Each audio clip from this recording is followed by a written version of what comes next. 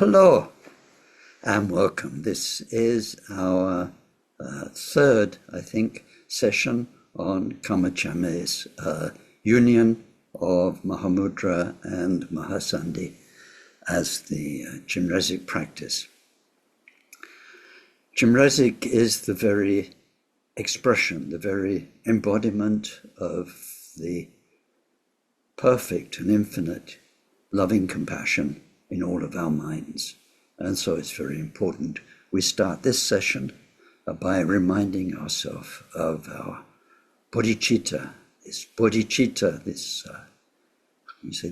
this window where we let the natural love of everything, the universe, whatever you call it, Buddha mind, our mind, we let it in.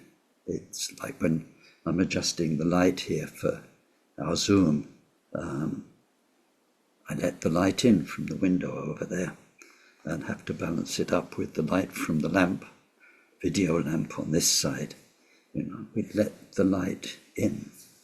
It's amazing. You pull back the curtains and the sunlight comes streaming in. So when we have our moment of bodhicitta, and our moments of bodhicitta, is when we try and let the infinite love inside us for everybody, every living sentient being, feeling them like our dearest, loved parents, brothers, sisters, so close.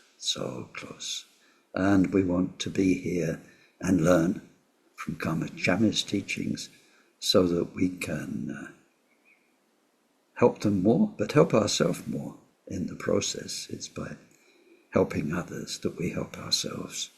So let's do our starting prayers.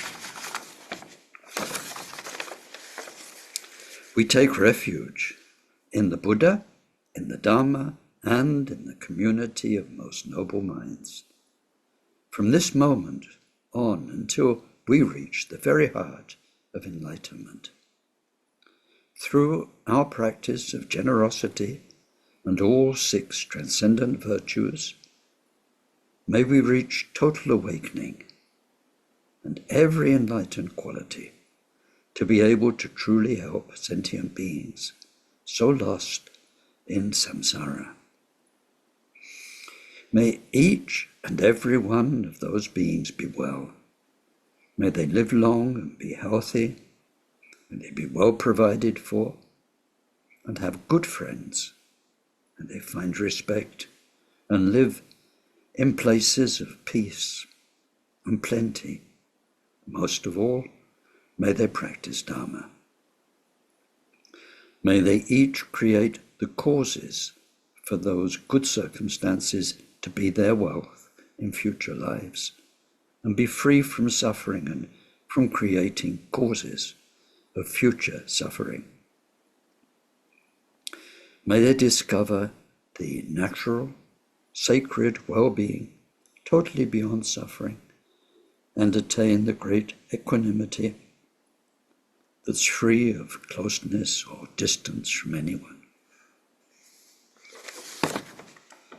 Deyata Shame Shamavati Shamita Shatru Om Kurimam Kurimarajite Karota Keori Tejuwati Oloyani Bishuda Nimale Malapanaye Kukure Kaka Grase Grasana O Muki Paramuki Amuki Shamedavani Sawa Graha Bandanane Nigri Hitva Sawa Bhava Pravadina Vimukta Marapasha Savitva Buddha Mudra Anukatita Sava Maributsarita Parishude Biga Shantu Sava Marakama.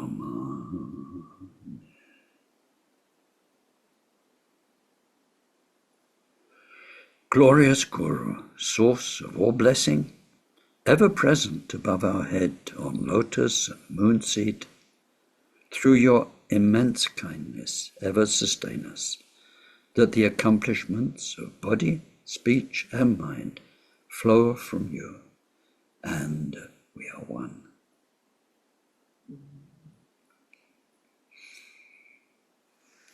So we're making our way quite slowly in a way through these verses. They're interesting verses because you can read them in different ways. So let me turn my phone onto something less noisy.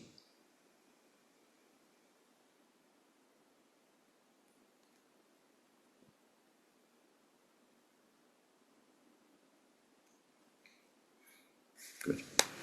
And so you can just read the verses as they are, and it's a wonderful message, full stop. You can stop there. So a regular person can read them, and it's, as we've seen in the couple, I think we've done about 4 verses we've done so far, it's saying, why do you need to study all of that? Just study what you need for yourself. You don't need to endless study because it is Dharma and the Buddha's teaching out of curiosity. That's the main point. Study what you need for you to make progress, to become freer, to become kinder and wiser. Just that's enough. And so on. So focus, practice, that message is there from somebody who's in a land full of Dharma and monasteries and lamas and rinpoches and teachings and empowerments and retreats and so on. So it's saying Dharma itself can be a distraction from the main essential point. We're alive temporarily. We're here like a traveler in a hotel in this life. And so much can detour us. Samsara can detour us, but Dharma can detour us too, where we spend all of our life attending this, attending that, studying this, studying that, dispersing our energy, when he's saying, get on with it, just practice Chinrezig. Everything's there. It covers all the teachings, all the practices, all of the different lamas who may be very kind of attractive and powerful, and so, and especially there might be one. So that's what we were looking at. And last time we finished on the verse about, and it's saying also there's nothing wrong with all those things. It's not that they're wrong things. It's not like going out, killing animals or something like that. They're not wrong. It's just life is too short. There isn't time for all of that. So we need to get on with the essential. So I think we got on. Last time we did verse 5, where we saw it's necessary to have one single guru. If you're going to be the spiritual heir of that guru, then you need to absorb as much as possible in every way, not just from the teachings they carry, but the way they behave, the way they teach, their being teaching, which often teaches us much more than Dharma words. I like, it says in some text, like a mold. If you have a metal mold and you put clay into it, what comes out of the mold is the reproduction. So you need to do that if you're going to be taking over all the disciples of that teacher. I mean, this is very real. People have an affinity with a teacher. Teachers die. They're impermanent. So those disciples are going to be looking for somebody who embodies what their teacher had, that made them so close and so respectful and so open to their teacher's message. So if you're going to be taking over that teacher's role, then you really need to be 100% into them and to be able to look after their followers when they're gone. But if not, then there's this amazing relief, in a way, of seeing all the different authentic gurus as passing on the message of Chinrezig one way or another, to different people, because different teachers suit different people. Some like very scholarly masters who know lots and can answer all the questions. Some like very simple masters who, people vary. They get drawn to different teachers who respond to their needs. So anyway, that was last time. And now we go on today to a couple of sets of verses which are, again, can be a very simple message, but they can also cover a lot, so that a very learned scholar, a very experienced meditator can also understand everything that's being said in these verses. So in the next verse, and I've not written down numbers, 6, must be verse 6, I think. It says, okay, let's do verse 6. If you will be giving empowerments as a great Lama, well, let's just stop there and imagine it and ask the question, are you going to be giving empowerments as a great Lama? I don't think any of us are, but you never know. But if you are, it will be most necessary, no choice, to master the various generation stage practices. This verse is about generation stage practices of the many varied yidams of the sections of Tantra. But if that's not the case, as a means for purifying your own obscurations and you attaining the siddhi, the special powers, especially the 5, the 6, clear cognitions and so on, it's actually far wiser to practice just one so-called deity and the mantra which includes them all meaning all the other mantras. So this verse is about what's called generation stage practices, or creation stage it's called by some translators. It's a good translation to creation stage, generation stage, visualization stage. It's very much, they all work quite well. And it's in Tibetan is cherim. Cherim means you're giving rise to something. You're doing the work. We have to sit down, visualize a seed syllable, becomes a deity, visualize offerings, you make prostrations, you have to recite a mantra. You're busy. You're very busy. And it's very funny because people go into Quintessential. So many people went into long retreat.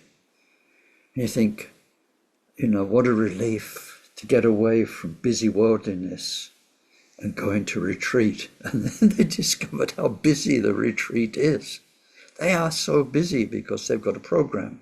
Year 1, you have to do the 4 foundations, special foundations, ordinary foundations, and so on, plus shamatha and this.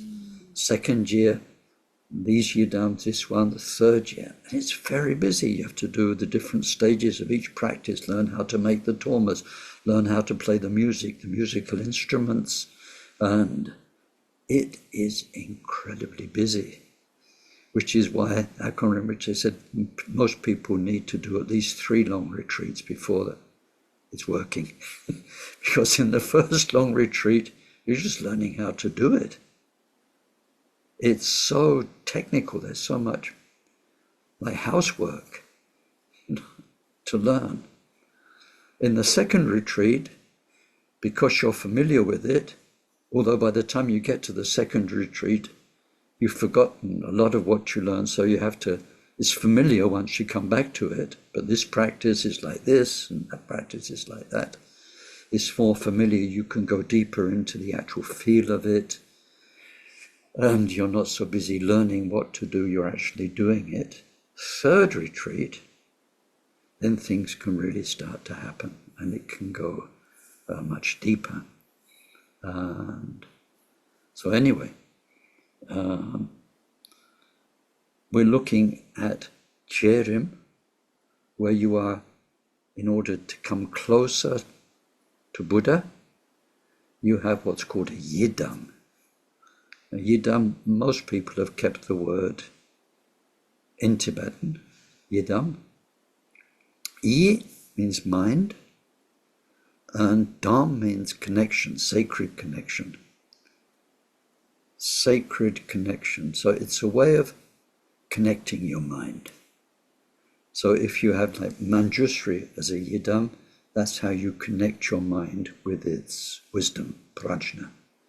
If you have Chimrezik as a yidam, that's one of the main ways you connect your mind with its compassion and love.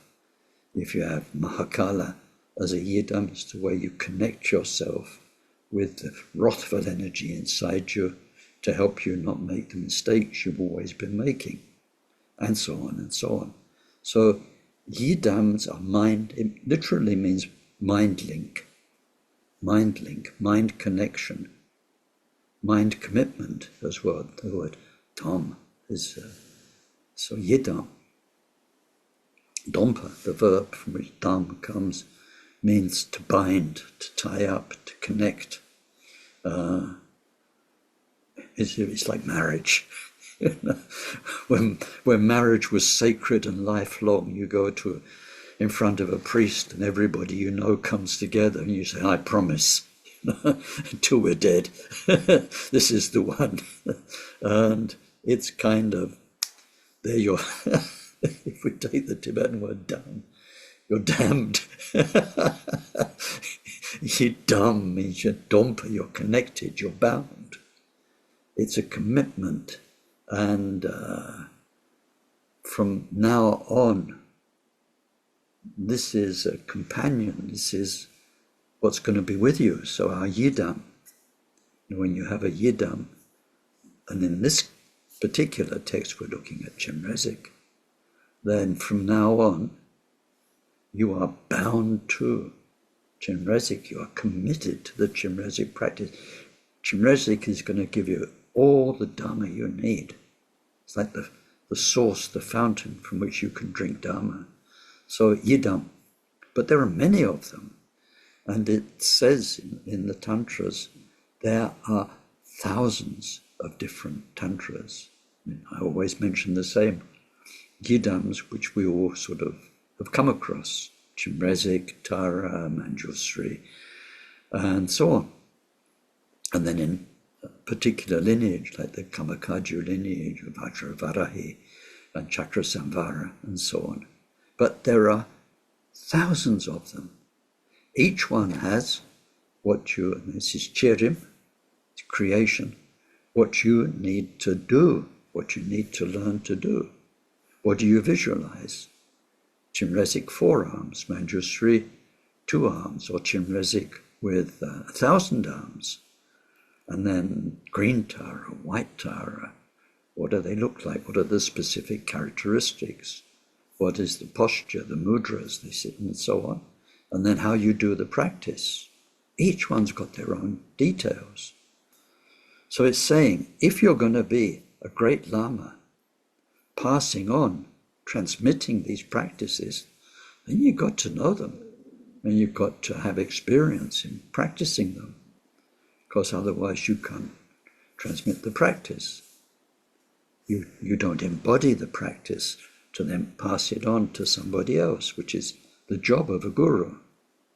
You've received, you're carrying something, you've been allowed to pass it on, and you pass it on to the next generation. And if you're imperfect, you pass on your imperfections. So we need to master each one.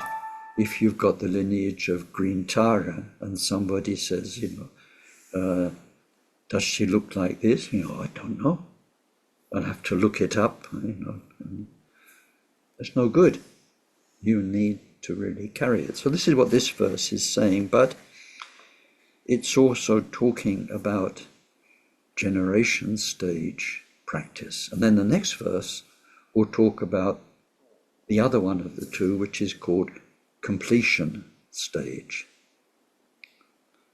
So what are these two verses about?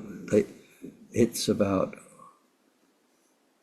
everything that's in Tantra. All the Tantras have a generation stage and a completion stage. It comes back to our Buddha nature teachings. Who and what are we? Sorry, that's why just before this session started, I was quoting Popeye cartoons, where Popeye sings, I am what I am and it's all what I am. Well, in that case, Popeye the Sailor Man. But if we take it to you, and you have to sing your Popeye song, so you are what you are, and you are all that you are. So what are you? We are all changeless Buddha nature, the truth of our mind. All of us. We share that in common. Exactly the same for all of us. And you is what you is in terms of Buddha nature. You are all and I am that Buddha nature. Changeless, timeless, perfect, all the qualities, always there, right now, there. We are that. But covering it up, we are me with my history, and not just history from this life and conditioning and life experience, but me from all my past lives and all the past karma that we carry. We are also that. So in the generation stage that we're looking at in this verse, we are looking at the way tantric practice, Vajarayana, is helping us sort out, purify, become liberated from our relative story. From this life, from past lives, everything that you are right now, through all the causes and conditions and karma, the karma that you carry. So we're working with that in the generation stage, and we are busy with that. When we come to the next verse, in the completion stage, we are working on recognizing our Buddha nature, the same for all of us, and the truth of each of us, as opposed to the egotistic delusions which are being dealt with in the creation stage. So this isn't a teaching on the creation stage just now, that would take a long time, but looking briefly, in the generation stage, creation stage, visualization stage, then we give rise to, and to explain another word in this text, what in most translations are called deities, but we're not looking at the Deva realm, we're looking at manifestations of Buddha. But manifestations of Buddha takes a lot of space when you're making a translation and makes the text very heavy. So people say visualize the deity. Deity is quite a short word, and there's reasons for using it, but people get it mixed up with deities, devas, Deva realm, which is something completely different. Here we're looking at manifestations of perfection, the way our perfect Buddha mind can manifest Chenrezig, Tara, and all the others. So every time we'd sit down and do the practice and give rise, bring into our mind the deity, we are purifying our karma for birth. The birth of the deity, which is pure. Each time we bring it into being, we are purifying all the birth karma, all the rebirth karma we carry. Who knows what that is? Then if we looked into that, and we had all the time, we see there are 4 modes of birth in the universe. You can be born from an egg, like birds. You can be born from a womb, like mammals. You can be born spontaneously, like some of the devas in the Deva realms. You don't have Deva delivery rooms with Deva hospitals and Deva childbirth. Through your karma, you just are there. You're the child of Devas.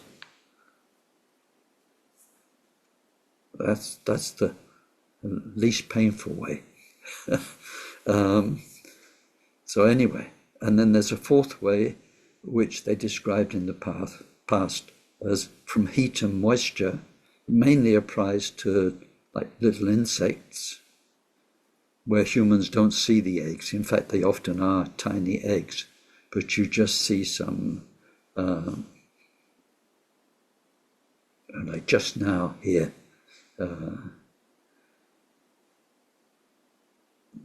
water in ponds, in buckets, is becoming mosquitoes, right? And at first you can't see anything.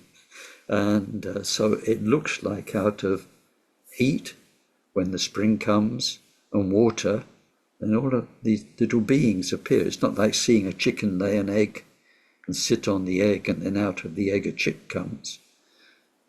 To our mind, it's heat and moisture, although if you look now with microscopes, you see little jelly-like eggs or whatever. So there are 4 ways of being born. In the Tantras, there are 4 ways in which the deity emerges. One way is from a seed syllable. It's like we humans, we come from what they call the mother, the father's seed, the sperm, the ovum. We develop gradually inside a womb. So there is, from a seed syllable, there's a gradual development. The seed syllable sends out light to the Buddhas and Bodhisattvas. The light returns, blesses the seed syllable, it changes and so on. There's a gradual emergence from a seed.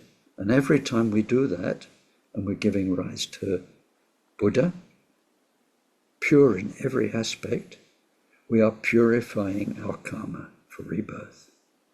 When we come to the end of the practice, every time we dissolve our session of being Tara, being Chinrezig, we dissolve it into voidness, we are through that process purifying the karma we carry to die this way, to die that way. So then, to go back to the being born, we can have a gradual birth from a seed syllable. In some practices, there is instantaneous presence. You get in the Tibetan, and then all of a sudden, your Guru Rinpoche, there's no seed syllable, this happening, this step by step, poof, that's it. It's for lazy people, it's kind of a nice practice because you're going to do Guru Rinpoche practice, you sit down, you start reading the text. In one instant, I become Guru Rinpoche. Oh, that's nice. So, I had to go through lots and lots of sort of offerings, and gradually, bit by bit, you become the real thing. So that purifies the instantaneous rebirth into the Deva realm. So there are different ways the deity emerges, purifying birth. There are different ways we dissolve at the end, purifying the death karma we're carrying. And then during the practice, like our lifelong habits of self-centeredness, taking from others, taking from the environment, taking from what we experience as other for ourselves. We purify that by making offerings. Everything we see, all the wonderful things, we make offerings. All the pride and the arrogance.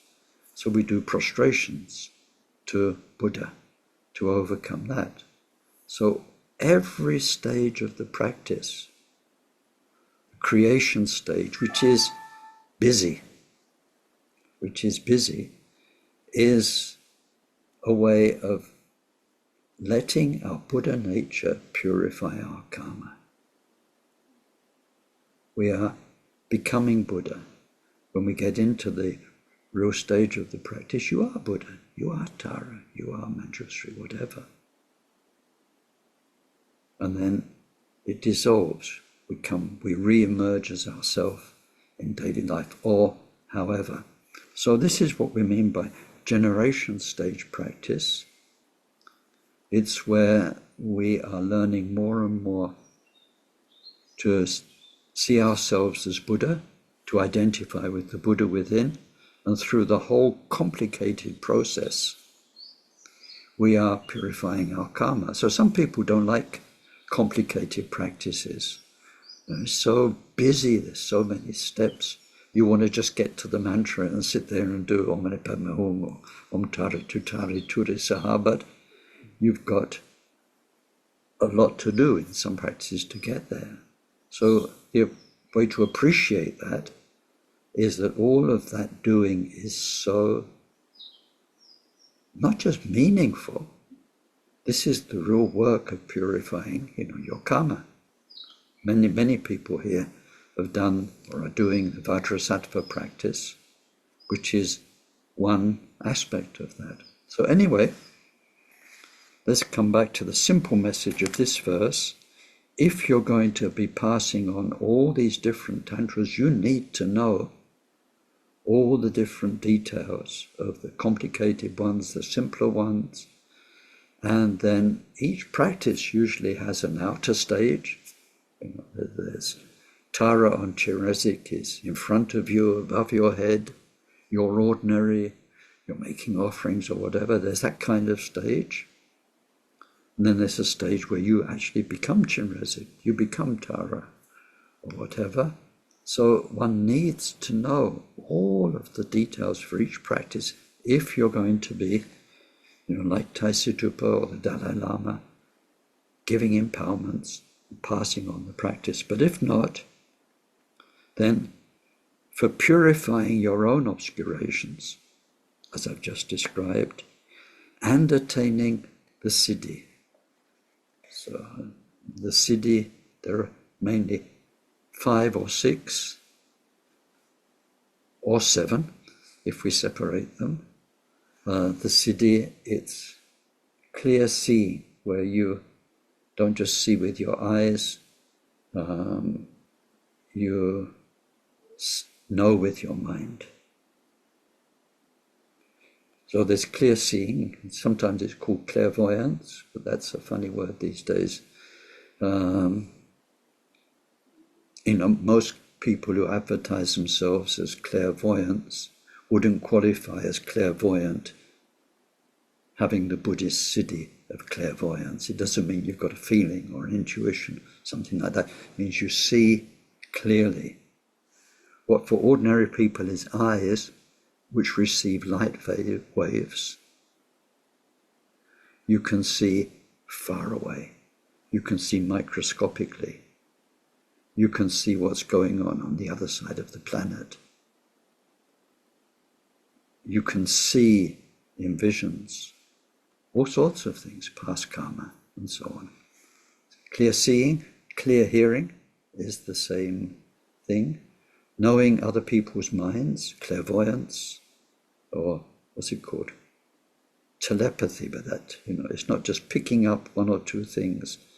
Knowing another person's mind means knowing their mind in past lives as well, and in this life, and everything that made them who they are.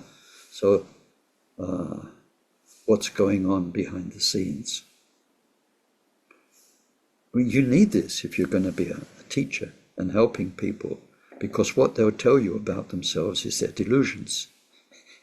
You don't want to be thinking they are what they say they are. It's what for them they are, but you need to know their mind, the pain they carry, all the things that happened in this life, the karmas they made in past lives. You need to know what to really address within them so that they can progress safely. Not necessarily give them what they want, because what they want is ego-driven. Give them what they need. So one needs to know their mind. So This telepathy doesn't just mean picking up on their thoughts in the present moment. That kind of telepathy means knowing their mind. And then, where are we? There's knowing past karma, that's a separate category. Knowing the causes that make the various results. And there's knowing how to perform miracles. So most of us don't have that. But it means understanding the elements. So that when it's the only thing left that will impress somebody, you can make miracles so that they believe. So that's the fifth special power, siddhi. Or the sixth, doesn't matter, I mean, we've got the lists of them. But then there's another one, so they're called the common siddhi because they apply to everyday life. Extraordinary people, yogis, saints, lamas, who see what we don't see, who hear what we don't hear, who know what we don't know in the relative world. They're called common siddhi because they're in common with our experience of everyday life. The uncommon siddhi is Mahamudra or Dzogchen, where you know Buddha mind. Not knowing, not seeing things in the relative world far away and past lives, past, future, far away, close. This relative world, knowing the absolute changeless Buddha mind, is the extraordinary siddhi of Mahamudra. So saying, if you want to purify your own baggage, your own karma, and attain special powers that will help you to help other people, then it's actually far wiser to practice just one deity and one mantra which includes all the rest. And this is Chenrezig. It's said in so many places. All of the different practices, generation stage practices of all the lineage, of all the tantras are contained within Chenrezig. So that's about generation stage. Then you've got completion stage, which is the next verse. So let me give you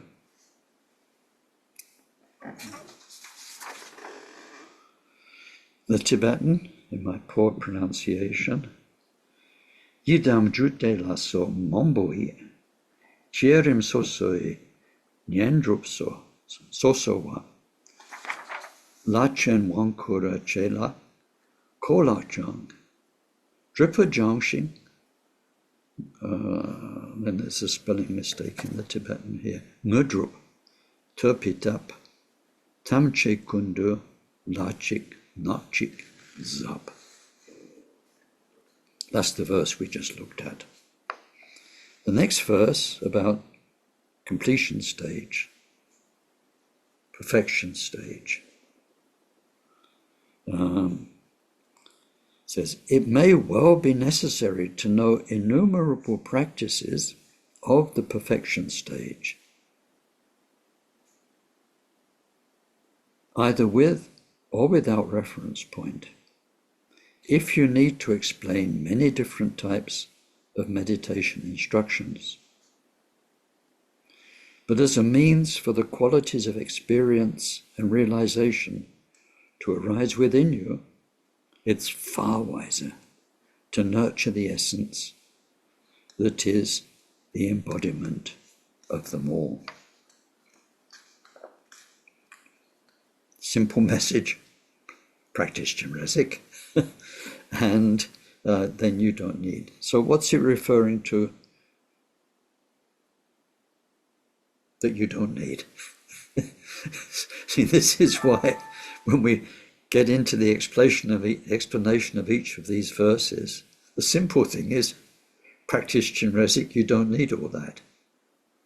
So you don't even need to know the details of what you don't need. It's like saying, eat brown rice, you don't need any other food. Great. If somebody says that's true, you just eat brown rice. You don't need to know what other foods there are.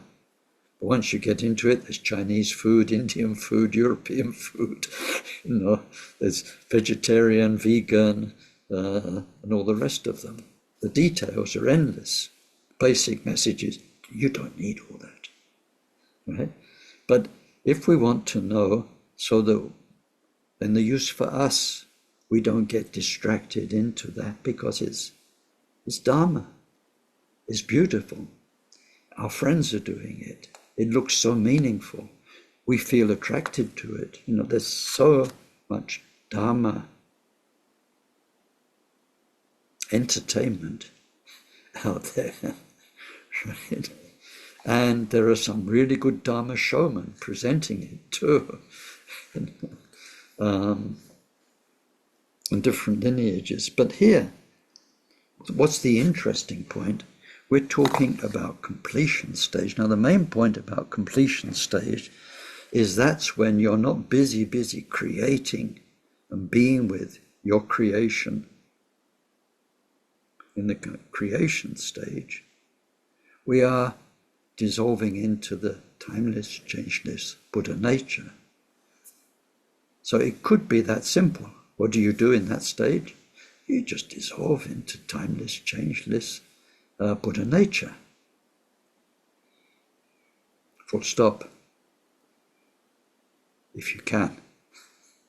But if you can't, then you need your teacher to take you there. For instance, in Mahamudra, you need to learn how shamatha, how to keep your mind in one place, because if your mind's all over the place, you're not going nowhere. In terms of getting to your Buddha nature, your mind is here, there, everywhere, thinking, feeling.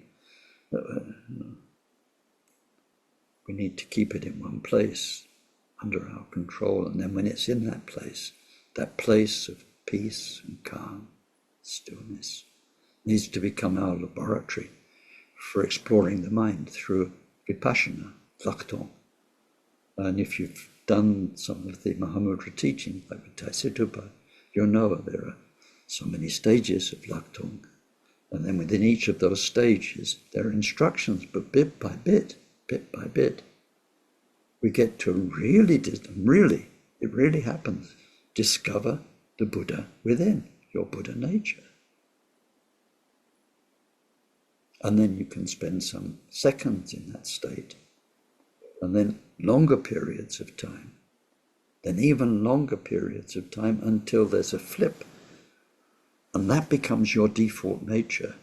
You are in the Buddha nature and your history is happening there somewhere on the surface. But basically, you never lose the Buddha's peace and love and wisdom. That's you now. So, what we're gradually, step by step, becoming more and more is this Buddha nature. So it's step by step, stage by stage. And this is what the completion stage of practice is about. So when we look at that in Mahamudra teachings, for instance, we get 4 main stages of that journey into becoming Buddha yourself. One is called one-pointedness. The next one's called freedom from involvement. The next one's called one taste. And the last one's called non-meditation. Seichik, Chochal, Rochik, Gome. They're very famous. 4 stages to the journey. And then when we get that far and receive teachings, you see the signs that tell you where you are in that journey. If you can be within the Buddha nature for so many seconds, and then if you've got bliss arising or non-thought, and so on. So 4 main stages, but each of them has 3 sub-stages. So we get 12 in Mahamudra, 12 main stages of achievement, in what's called development, completion stage. That's in Mahamudra. In Dzogchen, you get two main stages, which are called Turgal and trek-chö. So that's not my speciality, I won't tell you, but they've got their sub-stages. Turgal means jumping across. It's like hopping over a little stream. You know, when you're out in Scotland and you're walking and the streams, that's so you can hop across, you can make progress, you can, and then before, so that's the second one. The first one is called trek-chö, cutting through, how we cut through the jungle. That's like a machete, right? Hacking your way through the jungle of your history through various very skillful practices. So with those, there are methods. There are methods. A lot of them use the eyes, looking at the sun, looking at the moon, ways of using vision and so on. Special postures, you get into a special posture, lion posture, so on. You look at the light in a certain way, and it engineers your inner energies so that things happen, experiences happen, and they help you to progress. Now, I know nothing about Dzogchen, so that's a very poor explanation, but just to let you know that there are stages and there are methods. So that's what we're looking at here, is that although in the end it's all about just letting Buddha nature be, being Buddha nature, letting it be. Each path has its methods. So then you need to be familiar with those, because those methods, when different people apply them, bring out different experiences. And as I said already in the last teaching, you need to be a very great master to understand those different effects on different people and to help them say, oh, if this is happening, if this is, then this is how you need to handle it. So it's saying it may well be necessary to know the innumerable practices and the guidance and the advice of the perfection stage, either with or without reference point. So when we learn those methods, some are focused on something. It's a focus. Reference point means a focus. Or without, where it's much more like letting it be. Then you need to be able to explain them and deal with your disciples, but as a means for the qualities of experience and realization.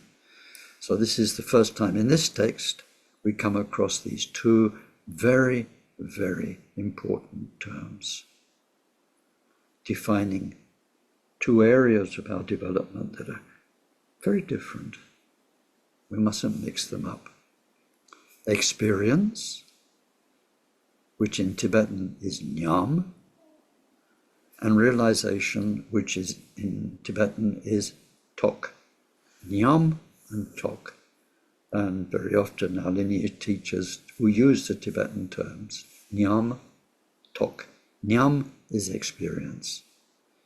And the methods are specific in the completion stage, shamatha. Shamatha methods. In Mahamudra we have so many methods, with an object, without an object, with a sacred object, with a mundane object, and then looking at things in the mirror, and visualizing things inside yourself, and so on and so on. So many ways of just practicing shamatha, one-pointed meditation.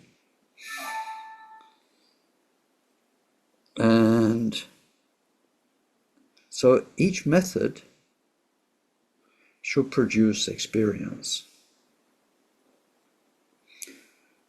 some people here are attending, and some people listening to the YouTube, watching it, are attending Taisattupa's Mahamudra teachings with him in India every year. So some of this will be familiar. So in the past, the Ocean of Certainty text, Ocean of Definitive Meaning, that Taisattupa is teaching now, is transmitting the methods. Very often in the past, it was transmitted, but you'll know that up to the pointing out, there are 50-something stages of practice involving instructions, involving actual practice that you need to do. So he's been giving the transmission of this. In the past, for instance, Akon Rinpoche, when he trained in this text under Shechen Kongtrul Rinpoche in Tibet, before the Chinese came, you had to get the achievement experiences of that stage before you got the instructions for the next stage. So it's not like you guys are getting in India, where you're getting all the instructions, whether you got the results or not. In the old days, you had to do this practice and do it until things happened.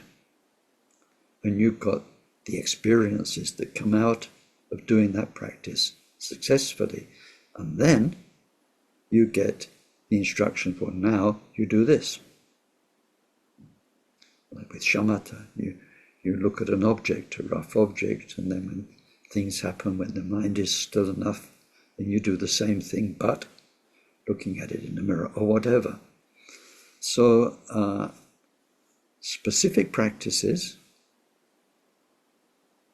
to take us to an awareness of our Buddha mind, bringing specific experience. Now this word nyam, or experience, characteristic of experience is impermanence.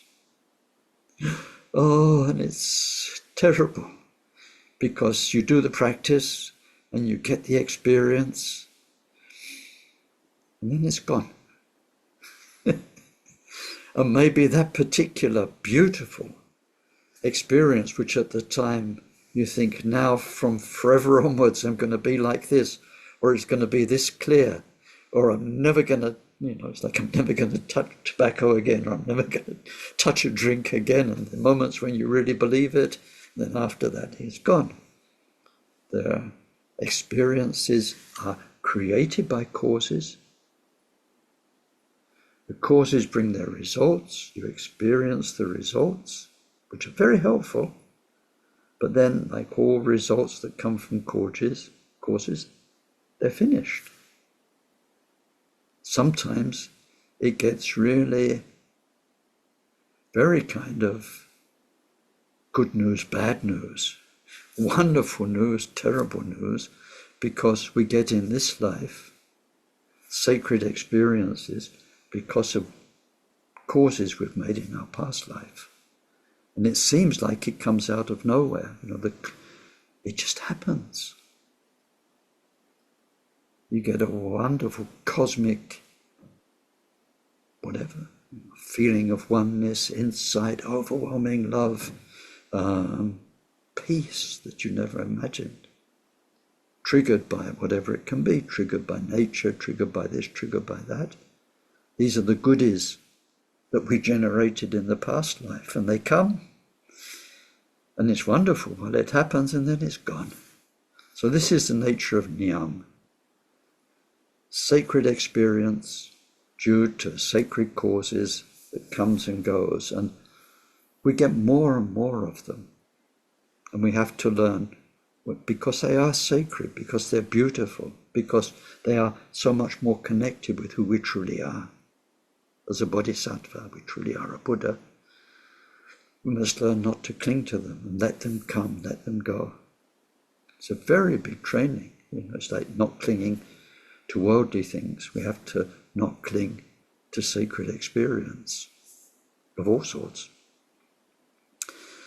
But that's the quality of nyam to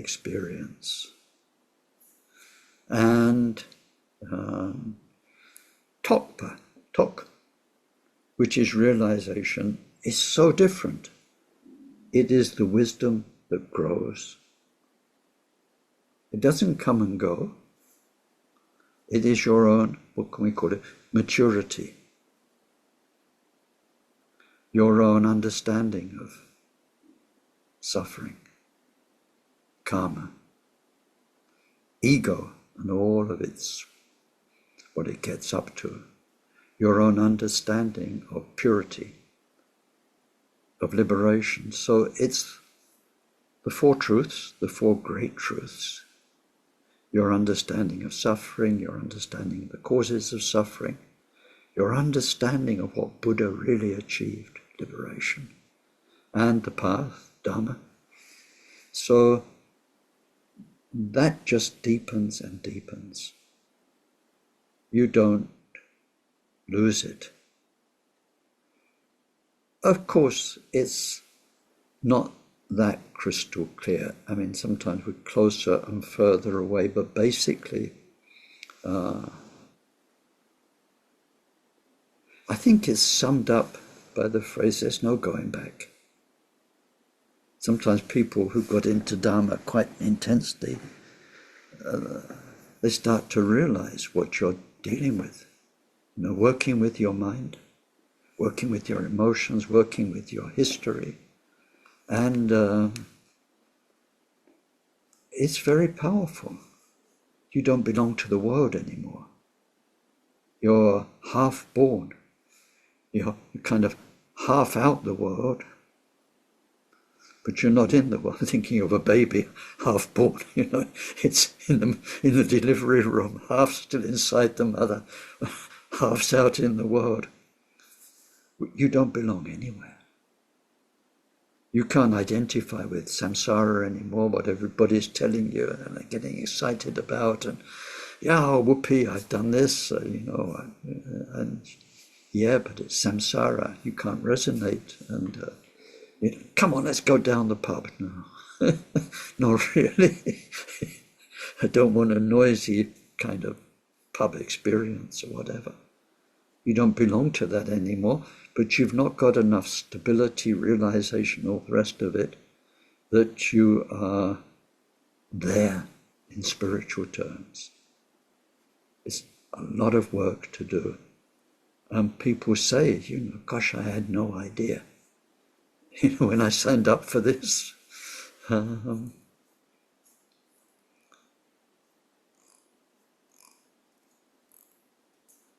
Sorry for Ken's diversions. Now, there was a pop group you probably never heard of that had a pop song you've never probably heard of when I was much younger. They were called Sweet Honey in the Rock. So some of you, yes, Roz, you know Sweet Honey in the Rock. And they made a song about silicosis, people who get disease from the dust, miners and people in fact. And they've got a line in there which says, you got more than you bargained for when you came in through that door. You know, I can't sing it for you because I can't quite remember the melody, but that's the line that stuck with me. It's real Dharma. You got more than you bargained for when you came in through that door. The door is refuge. And then the next door is bodhisattva vow, bodhisattva commitment. Once you realize, you know, once you're deep in the Four Special Foundations, for instance, and practice, or you go into retreat and then you really are all alone with your mind, and so on. So, and I think it's summed up by that phrase, yeah, but I could never go back. You know, is there some magic pill like in the Matrix where you could just take it and go back to samsara and live in ignorance? You can't. Yeah. So in that way, realization is the growth of the truth of the Buddha's teachings inside you. There's just no way it could be other than that. Samsara is suffering. And the causes for it are our clinging, our attachment, our anger, and so on. So realization is about you getting closer to Dharma, you getting closer to your true nature, the truth of you, your Buddha nature, Dhammakaya, the whole embodiment of all the Dharma teachings, which is the truth of your mind. So that's called tok, or realization. It's what we're aiming for. The road to that is full of experiences, meditation experiences, sacred experiences, but bit by bit we have to learn to let go, even of bliss, even of total freedom from mental activity, thoughts and emotions, when you're not it anymore. All of that, we have to learn to let it come and go. So then the depth of Dharma becomes who we are. That's realization. So it says, if you want the qualities of experience, the various sacred experiences of the path, the 12 stages of Mahamudra, the Turgal and the trek-chö of Dzogchen, and so on, in all their various methods and stages, it's far wiser to nurture the one essence that's the embodiment of them all, which is the Chinrezig practice. So with those two verses, we've considered creation stage,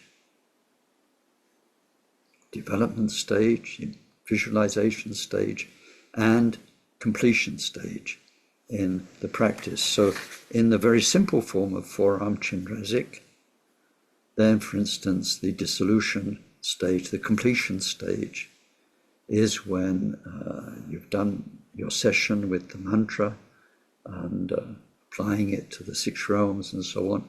We do the Chinrezig mantra. We have 10 different visualizations as we're practicing the mantra.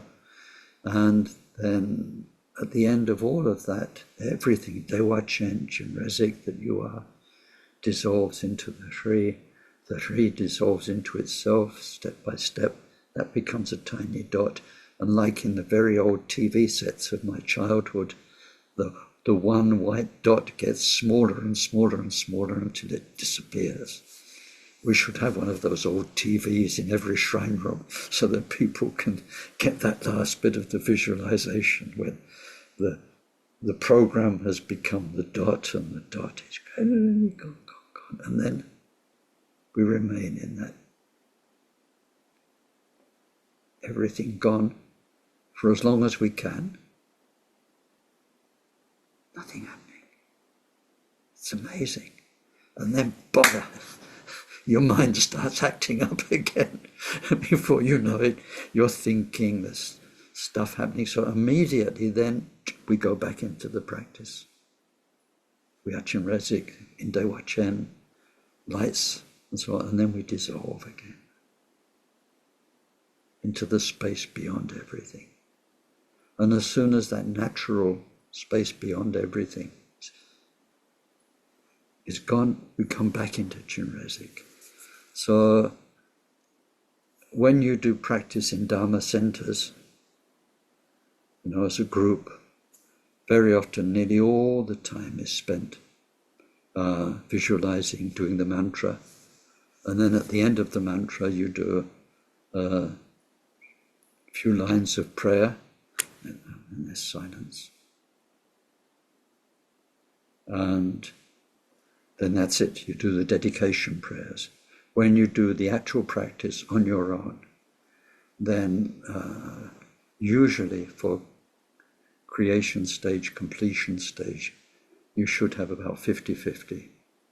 Half your time should be in the completion stage if you're in retreat, doing 3-hour sessions and so on. And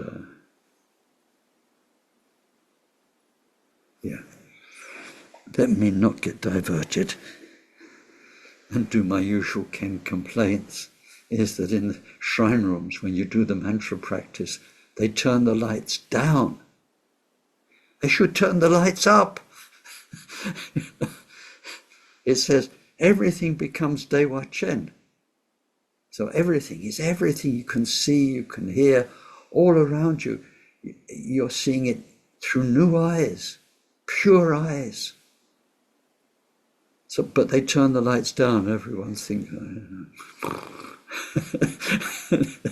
Om Mani Padme Hum, Om Mani Padme Hum, and it starts off.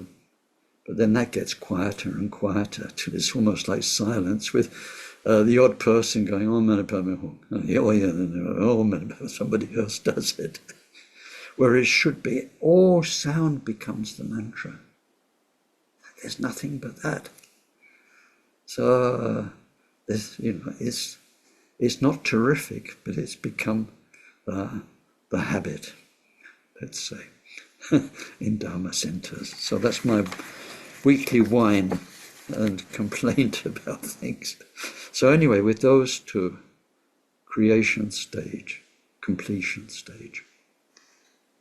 Now the next 4 verses go together. We're looking at 4 things which are incredibly important in Vajarayana. All Vajarayana, simple, complicated, and even for our great masters like Milarepa or like Karma Chamé.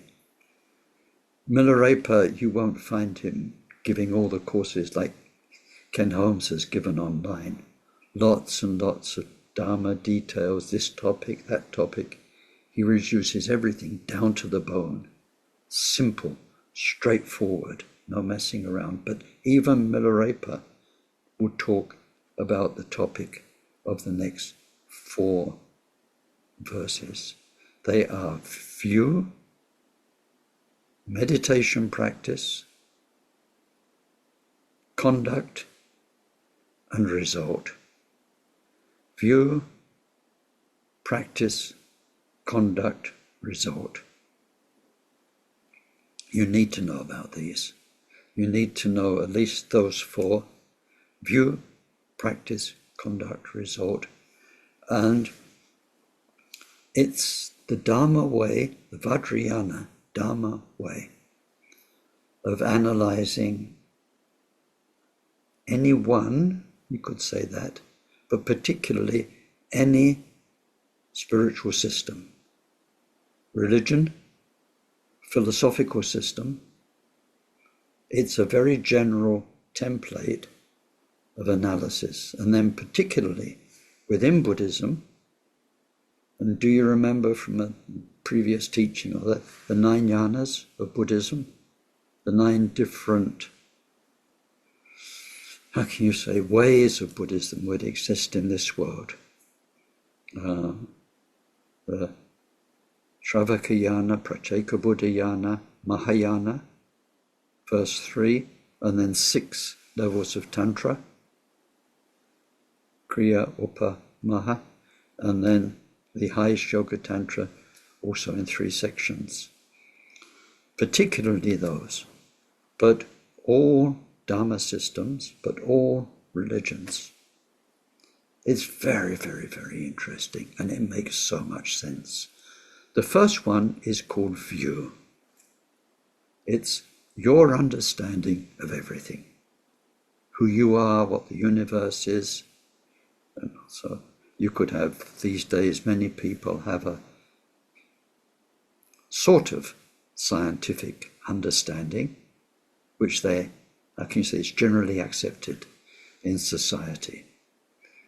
Except that it's an old-fashioned scientific understanding, and it's based on the science of about up to 100 years ago. Newtonian and all that kind of science where mind is separate from matter. So if you see the world as biology, chemistry, physics, and so on, and nothing but that, that's your view. That's your view of who you are, a human biological accident created by your parents and then so on. And the world around you is made up of atoms, elements, physics, gravity, and all of that. And so that's your understanding is the way you relate to yourself and everyone is in those terms. If you belong to one of the religions of the books, all of it's a creation of God. Somebody did all of this. They did you as well. They made you, they made the world you experience for whatever purpose to be explained, but what created it all, you understand in terms of your Christianity, or your brand of Christianity, or your brand of Islam, or your brand of Judaism. You understand it like that. And the meaning or the purpose of it, you understand through those teachings. Why am I alive? Why did God put me on this earth? That's your view of things. You were put on this earth by God, and you've got the experience you've got, given by God. For what purpose? Get to heaven, go to hell, whatever. That's the way you understand things. If you're a Theravada Buddhist, then you understand things in the way that Theravada Buddhists understand it. Mainly the Four Truths is a whole load of suffering. And because of the causes of suffering, and it's possible to get out through the path and attain nirvana.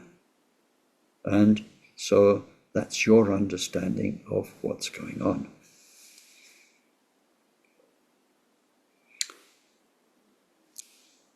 If we look, just take a moment and look very, very broadly, but interestingly at all the different 9 jhanas, the 9 existing types of Buddhism that there are available to us on this planet now, the 9 jhanas. What's interesting is that the Shravaka and Pratyeka Buddha jhanas, the first 2, what we generally call the Hinayana, they have a big focus on an understanding of desire.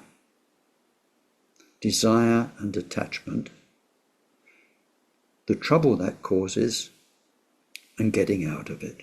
So their path is very much based on renunciation. I mean, that makes a lot of sense, doesn't it? We cling to things, we get drawn into them, we're attracted, and so on. So what do? Say no thank you. You close the door. I'm not going there anymore. If it's material, wealth, desire, and you see what it does to people, then you go simple. 3 robes, no home, wandering life. You give it up. Sexual desire, you give up attraction. You give up marriage, family, you leave home. You walk along, you only look on the ground, you don't look at people's bodies or look in people's eyes, because you never know what's going to happen. So you just walk along and you do your shamatha. Where of your feet? Feet are safe.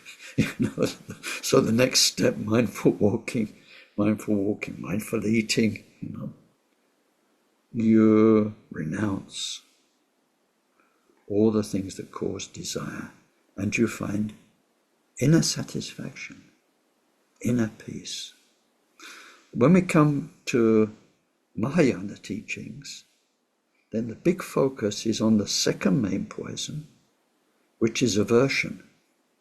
And it's the way we set ourselves apart, the way not just set ourselves apart from ego, but we don't want part of things. And so we separate ourselves from our fellow beings. From some of them very much. We can't stand them. We need to get away from them. We hate them. We resent them. We reject them. They make us feel bad. But then everybody makes you feel bad because we put up barriers to all of our love for every being. We only let a few selected sentient beings into our field of love. And even then, what do they say in English? With kid gloves on. I'm thinking, we were talking earlier on about how some English idioms sound to Tibetan lamas. We let people into our world, but slowly, gently, and put up barriers, limits, because we're quite primitive humans and we need to do that, otherwise we hurt each other. So then you only let sometimes just one person or two people in, and so on. People love babies because they're harmless. They haven't learned about human interaction yet, so they can't hurt you. So they want a and they're just so sweet and innocent being there waiting to be programmed. But the more and more they get programmed and become your children growing up, the more and more you need to set up barriers. You can't call it hostility in that sense. Like normally when we have the three main poisons, we have hostility. But it's barriers to love. So when we become a bodhisattva, deep inside we're letting everyone in. We love everybody. And especially the enemies, those who hurt us, the monsters of this world, and so on. So the main focus when you on the Mahayana path, the third of the yanas, is on hostility, aversion,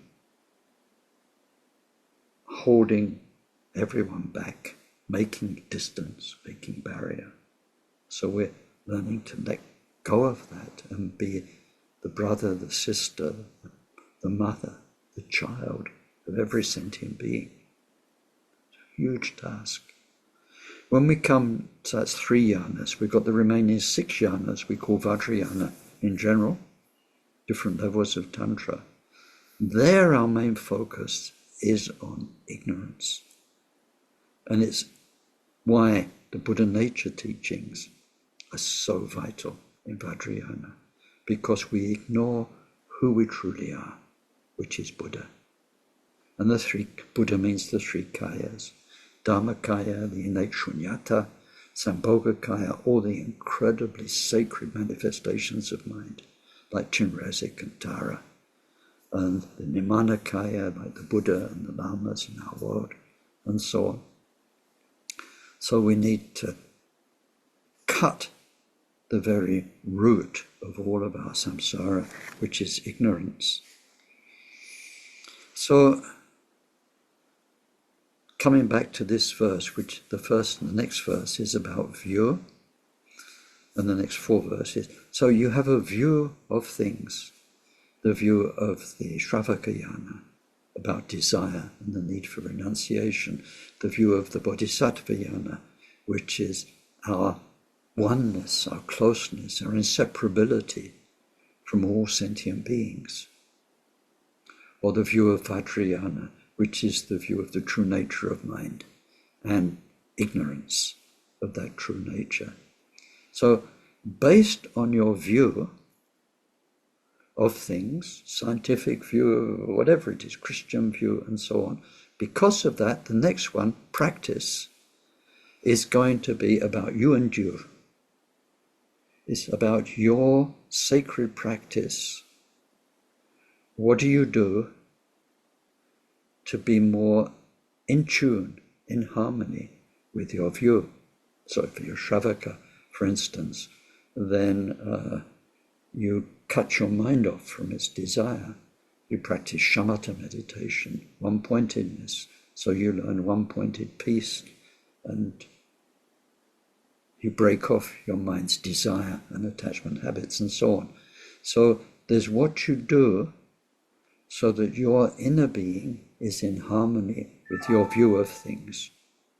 And if you have a scientific view of things, you want to be somebody who thinks in a way which is true according to science, not according to, ignorant people. The weather doesn't come from God, which is what people believed. So much of ancient belief, primitive religion, is to do with the weather, when you look back in history. So you don't think God sends the weather. If you've got a scientific belief, you know about high pressure, low pressure, El Niño, El Niña, what they're doing to the winds, how they're working on the oceans, and that's why the rain falls. Not because God decided it's going to fall with rain. You want your thinking to be consistent with your scientific reasoning. If you're a Christian, you want your reasoning to accord with Jesus' teachings or the Old Testament teachings or the Quran teachings. So the number 2, your practice, is about how you pray, how you meditate, how you use your own mind so that you are sweet with your own beliefs, so that you are in harmony with your beliefs. It's very personal. And especially in Dharma, it will always be more and more personal. You can't share it with anybody. But you realize more and more the absolute truth, the beautiful truth of what the Buddha taught. So that's practice. If you meditation practice or spiritual practice, it's intimate. Number 3, conduct, is because of your view, how you interact with other people. What's your conduct, not inside yourself, but with life? Go back, scientific view of what's happening to the planet because of human interaction. You might be an environmentalist. You might become, a vegan or whatever it is. The way you live your life, the way you relate to other people. If you're a Jehovah's Witness, you love every other sentient being, and it's your duty to convert them to become, another Jehovah's Witness, to go and knock on people's doors. Whatever it is, how you interact with other people, how you live your life with nature and the environment is in harmony with your view. It's because of your view. Number 4 is the result of all of that. If somebody has this view and is doing this spiritual practice in their intimacy and is relating to other people like that, what is the best possible outcome of all of that? So we call that result. So like we see within the Buddhist community, we think the maximum possible result from the Shravaka and Pratyeka Buddha path is to become an Arhat, not a Buddha. The maximum possible result from the Mahayana path is to become a Buddha slowly. The maximum possible result from the Vajarayana paths, the other 6 yanas, is to become a Buddha more quickly. So you've got view, meditation, conduct, result. So in the next verse, so I need to give you the Tibetan of the previous verse about the completion stage. Zorim mikche mikme mambo nam trika mambo chela kola jang rana nyam tok yanten jewi tap tamche chikdu mo jona zap. So in fact I've introduced view, practice, meditation and action, and we'll go into the next verse in the next session, because we've reached our time to share everything as we're doing in this course through this Mani dedication. So anything that was good, useful, meaningful, virtuous in our short session today together, let's now share it. I prostrate to the Dharmakaya, the union of all the Buddhas of the 3 times, the one who gazes upon the 6 kinds of beings, Chenrezig, 11-faced and all-pervading like space, most impressive and majestic Amitabha too. Om Mani Padme Huri, Om Mani Padme Huri, Om Mani Padme Huri. Through the quintessence of all Dharma in 6 syllables, may a cloud of offerings appear. May they be presented to the peerless guide, Chenrezig, and to Shakyamuni, king of the sages, the crowning glory of all the Sakyas, and to an ocean of Buddhas and their offspring in the 10 directions, and to all the Kagyu Lamas, Om Mani Padme Huri. May the fulfillment of the wishes of the former Buddhas and the completion of the accumulations of the future Buddhas and the long life prayers of the present Buddhas all be made manifest through the 6 syllables Om Mani Padme Huri.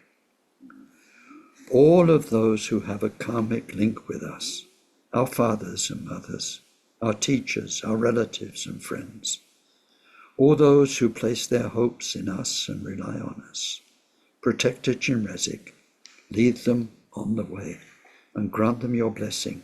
They may be reborn in Dzogchen. Om Mani Padme Huri. All those who've been our benefactors and asked us not to forget them. All the kind benefactors we promised not to forget. Protector Chenrezig, lead them on the way and grant them your blessing that they may be reborn in Dzogchen. Om Mani Padme Huri. All the dead for whom lamas have been asked to say prayers. All those who passed away from this life and whose possessions I received a share of. Protector Chenrezig, lead them on the way and grant them your blessing that they may be reborn in Dzogchen. Om Mani Padme Huri. And all those beings who live off the goods intended for making representations of the body, speech and mind of all the Buddhas, and those who live from the belongings of lamas or the Sangha, and from ransom obtained through selling sacred images, or from goods offered out of faith, Protector Chenrezig, lead them on the way and grant them your blessing. They may be reborn in Dzogchen. Om Mani Padme Huri. The dead I've heard about or seen with my own eyes, and all those in the 3 dimensions of conditioned existence who pass away. Protector Chenrezig, lead them on the way and grant them your blessing. They may be reborn in Dzogchen. Om Mani Padme Huri. All those who've been murdered or who died of starvation, who perished on high mountain passes, or who were drowned, or those who wander in the bardo, accompanied by so much sin and no virtue, Protector Chenrezig, lead them on the way and grant them your blessing that they may be reborn in Dzogchen. Om Mani Padme Huri. The most kind mother cow whose milk and yogurt I consume, all the animals whose flesh and blood I've eaten, Protector Chenrezig, lead them on the way and grant them your blessing. They may be reborn in Dzogchen. Om Mani Padme Huri. All the pack animals overburdened with loads they can hardly bear, those beasts who were beaten while ridden, and those who would not budge and had their nose pierced for pulling with a rope, plough animals also, and let's add all of the animals which are so cruelly farmed. Protector Chenrezig, lead them on the way and grant them your blessing. They may be reborn in Dzogchen. Those who've committed the 10 unvirtuous actions and the 5 immeasurable sins of no reprieve, or the 5 sins almost as great, all those with such bad karma, Protector Chenrezig, lead them on the way Grant them your blessing, they may be reborn in Dzogchen. Om Mani Padme Hum. Those in the hells, the craving spirits, animals, jealous semi-gods, gods and humans, all sentient beings in the 3 dimensions of conditioned existence, Protector Chinrezig, lead them all on the way and grant them your blessing. They may be reborn in Dzogchen. Om Mani Padme Hum.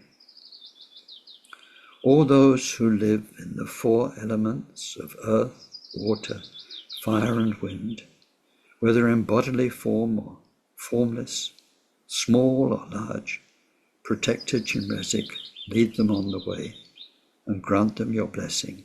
They may be reborn in Dzogchen. Om Mani Padme Hum. Rulers, monsters, and citizens steeped in corruption, bad humans who are shameless, deceitful, and hypocritical, those with ill will in their hearts, Protector Chinrezig, lead them on the way and grant them your blessing. They may be reborn in Dzogchen. Om Mani Padme Hum. Infinite as all the cosmic systems in the 10 directions, all beings as difficult to reckon as the unfathomed deeps, Protector Chinrezig, lead them on the way and grant them your blessing. They may be reborn in Dzogchen. Om Mani Padme Hum.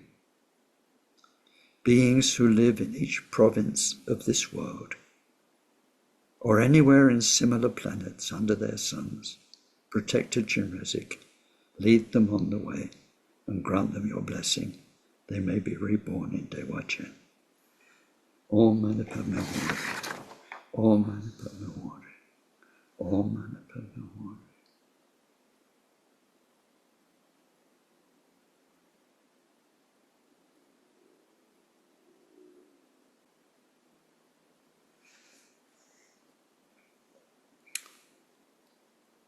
Thank you.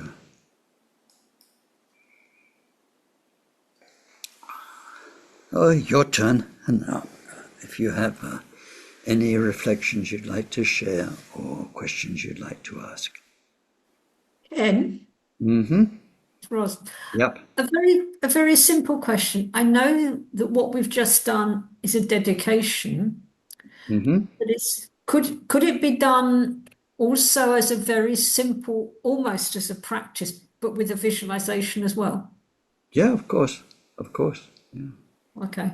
Because at one point I had this image parallel to all the animals going into the ark to be saved one by two by two. Yeah. Okay, Yeah, it's yeah. very kind of all-encompassing. Some of the verses there, I mean, they're very Tibetan. You know, the animals with the ring in their nose and people dying on mountain passes. And it could be rewritten for modern times, but it's nice to keep it more or less as it is because it's been used a lot. It's often used when people do 100 million Chinrezig recitations, and you dedicate it in this way. Yeah. But people do die on mountain passes because there are skiers and avalanches and things like that. So yeah, actually, yeah. I mean, it just okay. means, life is dangerous and people die traveling.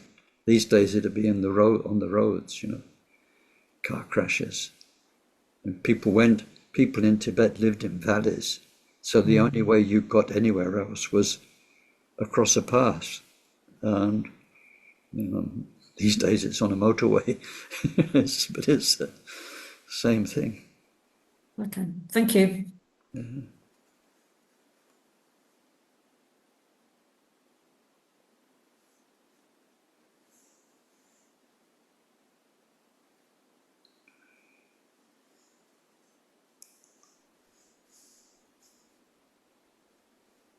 Ken, thank you very much, and thank you for your Ken-isms and for the explanations, because they really help. Please never ever cut them out. Well, I can't stop it in a way, but how can I say this respectfully and nicely so it's not misunderstood? We had this wonderful period of time in the 1990s when we had a lot of Taisutapa in Samiling. I think it was the 1990s. It was a time he wasn't allowed back into India for political reasons. And so he was traveling, which was very nice.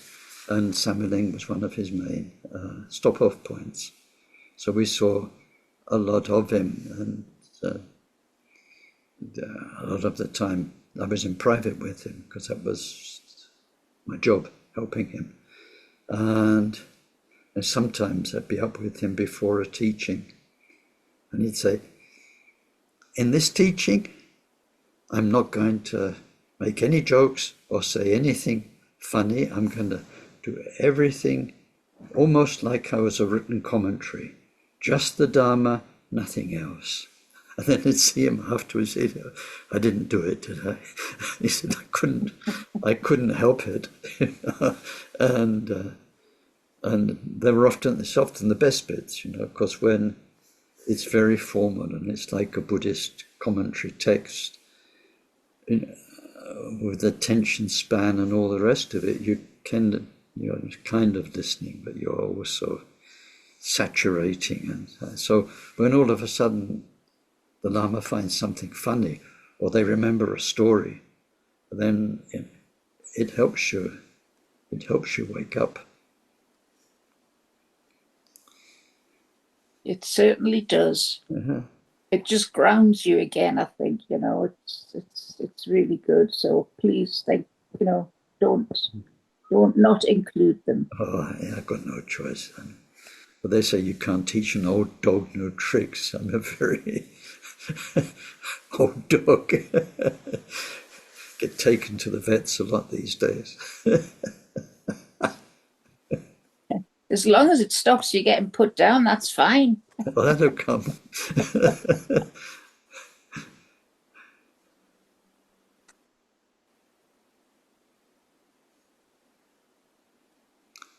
Okay, well, nice and quiet. Lunch is coming soon for many of us, but depending which time zone, maybe not. So we did the dedication, and we meet again in a week's time, and we carry on. We see about the view and the meditation and the action and the outcome. Okay, bye-bye. Cheers, Ken. Bye-bye. Thank you. Thank you so much. Bye bye. Thanks, Ken. Try now. Try, everyone. Thank you.